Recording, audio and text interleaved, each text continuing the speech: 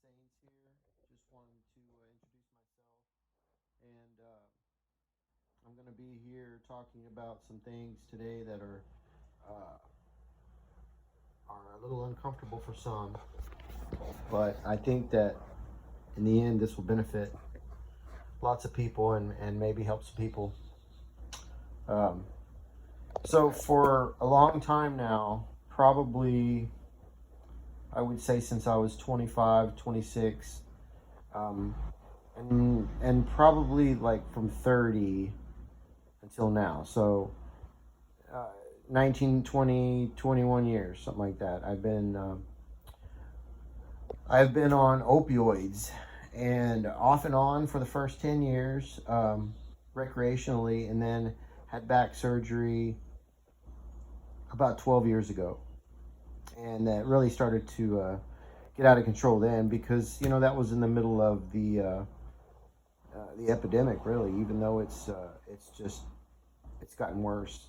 Um, that was when the doctors were giving it out like candy, and I'm talking about opioids, strong, powerful opiates, uh, morphine and Dilaudid and all that stuff after surgery when people really didn't need it. And they were also overprescribing. Now, I'm not saying anything bad about doctors. I'm not a doctor. Um, I have to say that right off the bat. This is not anything I'm telling you today is something that I've went through myself.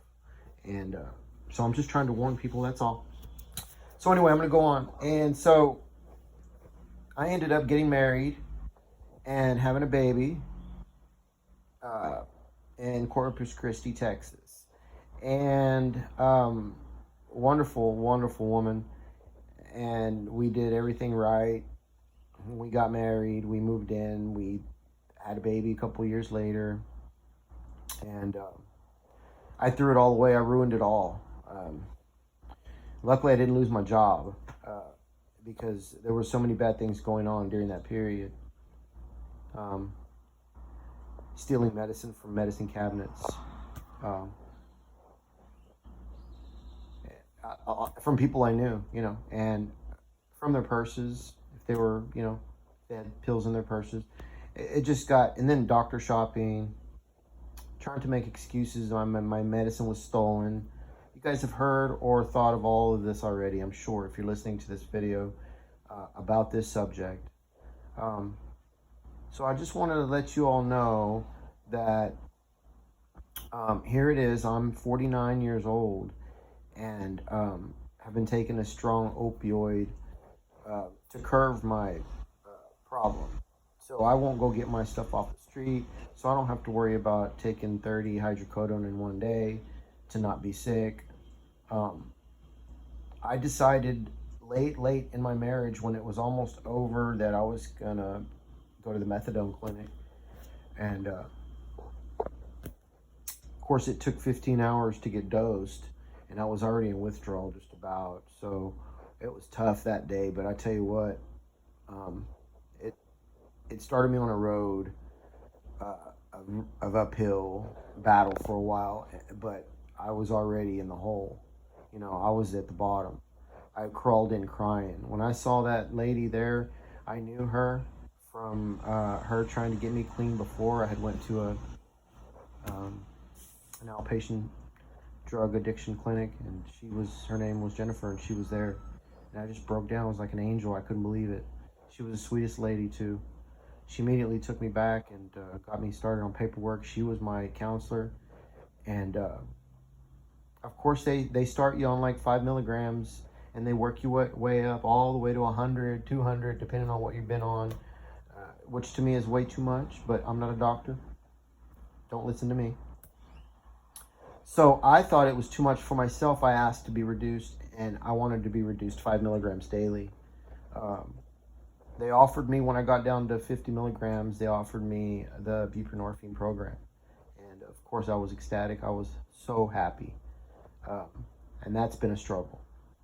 It hasn't been as tough as the methadone, because of course you have to get up every day at 6 o'clock, and it's $12 a day, and it's cash, and you got to put machine, and you get a little ticket. You go back in this room that's protected by guards pretty much, And you know what it's all about from there if you've been to a methadone clinic. Artificial Red, the song Artificial Red by Alice in Chains, I believe, who sings it. I should know that, but yeah, listen to that song. Anyway, smoke, poison consumed. Anyway, sorry. So I didn't realize when I got onto the buprenorphine, which I was 15 milligrams of methadone. They made me wait a whole day, and then I jumped onto bupe, and it was fine, no issues. It wasn't bupe; it was the both. It was the combo. The naloxone was with it. It was 8 milligrams / 2 or something. But they prescribed me 16 milligrams. So 8 milligram strip twice a day. Okay, so 40 times stronger than morphine. So 1 milligram of morphine is 40 milligrams of buprenorphine. Okay? All right. The only thing stronger than buprenorphine is fentanyl, especially in your brain on your opioid receptors. The affinity for those receptors is through the roof, which means any other opioid in your body will get kicked off, and fentanyl or buprenorphine, whatever you take, is going to replace all of those with their coating, like a coating of syrup. Think of a coating of syrup over your finger. You got to wash it and wash it and wash it. Sometimes you got to use warm water. Those are your receptors, and that sticky crap is on those receptors, all right? And they just keep building and building and building. So if they give you 16 milligrams a day, and you're just building that up and up and up, especially if there's a 30-hour half-life on that. Now, I'm not a doctor. Don't listen to me. This is my experience. Praise the Lord. All right. So I learned after being on a couple years that I should have got off of that within a couple of months. It would have been a lot easier, but I didn't. The doctors kept telling me I needed to be on it for life, which, okay, if it's low milligram, fine. I don't have a problem with that, and I'm probably going to have to do that. Whatever. But this is quickly what I did, and I'm going to run back, and I'm going to go through all this very, very simple for everybody. And I'm not a doctor. Don't listen to me. This is my story. All right. Wild hair, I just decided I was going to start cutting my strips up and reducing. I reduced drastically in the beginning. And let me tell you, I had no effects at all. I may have sneezed every now and then. I may have had some achy cramps. And I'm talking about really fast to me. And, let me go back. It wasn't really fast, okay? This has happened a couple of times with this buprenorphine. The first time I did it really, really fast. And I shouldn't have. And so I got kicked back into the 16 milligram. And then I started doing 1 milligram every 2 weeks. And that got to be a little bit much, so I did 1 milligram a month. And I stayed on 1 milligram a month. 8 milligrams / 2 milligrams at the 8-month period. 8 milligrams. No issues, no problems. I kept going. But I extended even more. I did from that point on, I cut them in half again, so I did 0.5 milligram a month. So I backed off. I didn't back off as much. 0.5 milligram a month. Okay, from 8. So the first month would have been 7.5 after that, and then 7 at the second month. The third month would have been 6.5 milligrams. All right, I got all the way down to 4 milligrams and told my doctor I wanted 4 milligram strips. And they gave me crap about it, but I did it anyway. They said, no, keep the 8 milligram ones. You can cut them more and more and more. And no, don't listen to them. I'm not a doctor. Don't listen to me either, but hear me. Hear me. Understand what I'm saying. That's all. So, 4 milligrams. This was probably 6-8 months ago. I started reducing again. 0.25 milligrams a month. I did that for, 4 months or whatever. I got down to now I'm at 2 milligrams strips from the doctor. They say they don't make any under that, and I found out they do. But so I have 2 milligram strips now. I don't even know what the naloxone is in that because I haven't even picked them up yet. Mind you, that prescription's been ready for a month and a half and I haven't picked it up because I haven't had any withdrawals. Enough withdrawals to make me sick to want to go get my medication. I still have 3 strips here in my house, and those 3 strips will last me 7, 14, 21, around 25 days. 3 strips, 25 days. Okay, so that's what I've worked my way down to.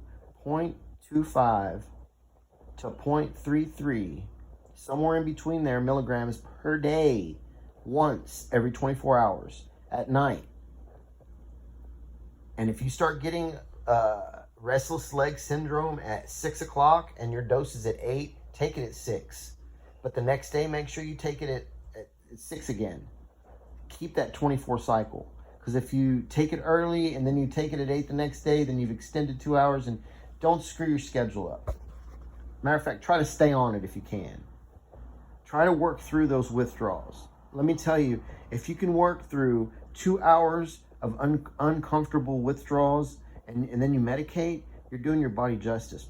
I promise. I'm not a doctor. Hear me. Just hear me. So this is current now. I'm about to cry. 0.25 milligrams.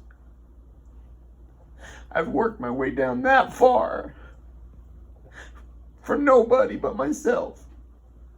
I wanted to prove to everybody that this is possible. Now I may have to stay at this. I don't know if I'm going to work my way down because now my withdrawals are right at 24 hours.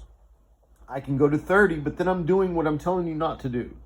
Extend it. Because what happens is you'll extend over 2 to 3 hours, and then you'll be in agony for 4 hours. Even if you medicate, it's going to take 3 hours for that medication. I don't know why, but it takes really long. Maybe because you're already in withdrawal far, I'm not sure. Methadone works immediately, but this stuff does not. I'm not a doctor. Don't listen to me, just hear me.